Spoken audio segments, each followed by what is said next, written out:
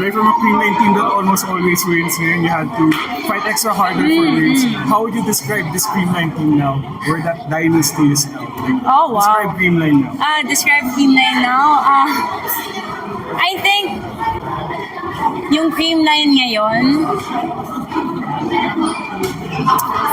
I would say seasoned talaga. Kasi throughout the conference, ang daming struggles as in. Pero because we're all veterans din, I think napag-usapan din talaga ng mabuti kung ano yung mga kailangan gawin. And sobrang very matured from the coaches down to our staff, talagang nag-contribute. Sabi nga namin, yung finals namin hindi lang dito sa court, sa Araneta. So, it started in our practice. So lahat talaga nagtrabaho. So masasabi ko talaga yung Creamline ng ngayon,